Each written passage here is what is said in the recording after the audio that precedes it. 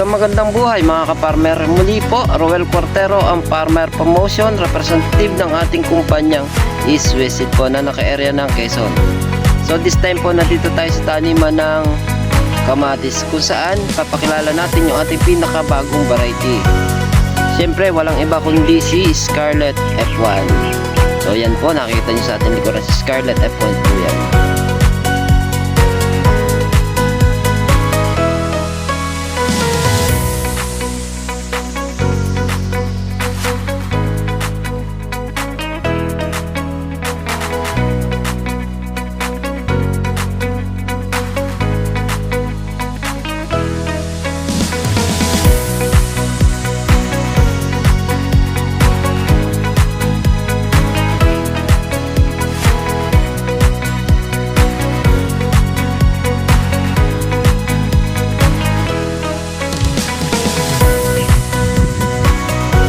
Napaka daming bumunga at sa loob po ng 55 to 60 days pwede na tayo makaani.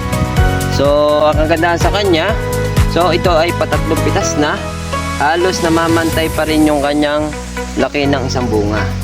So yan, napakadami ng bunga at may malalaki at mapupulang bunga, may tibay sa kulot pa. So pakinggan naman natin yung pahayag ng isa sa nag-alaga ng ating kamatis na Scarlet F1. Magandang buhay po sa atin lahat. Ako po pala si Tolentino Rosales ng Poblasyon. Ako po ay sasaksi sa Scarlet na pananim na kamatis. Napansin ko po, napakaganda po ng bunga at magiging pong kamatis na ito. Lalo na siguro kung naaruga pa ng ayos kung mga kamatis na ito, kita-kita naman ninyo, ganda ng bunga at malusog po siya, alaga-alaga. Lalo na kung ito hindi nagkaganitong na parang na jibang balag niya. Ito na sa ayos nung pagpa, lalong mas maganda siguro ang magiging resulta nito.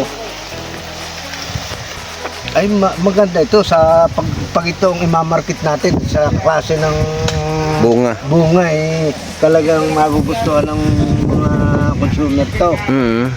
Dahil nang bukod sa makinis, malalaki ang bunga niya.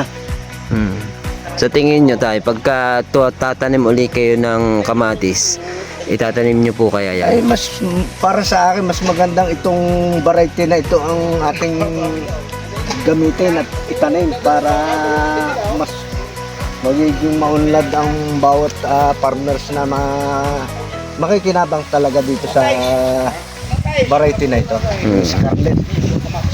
Scarlet ang variety niya. Oo. So yun tayo. Oo. So napansin nyo talagang mabunga. Okay yung bunga niya. Saka talagang kahit sabihin marami ang bunga niya kaya niyang suportahan ang kanyang bunga dahil malalaki. So yun tayo. Sige. Maraming salamat po na marami. Okay.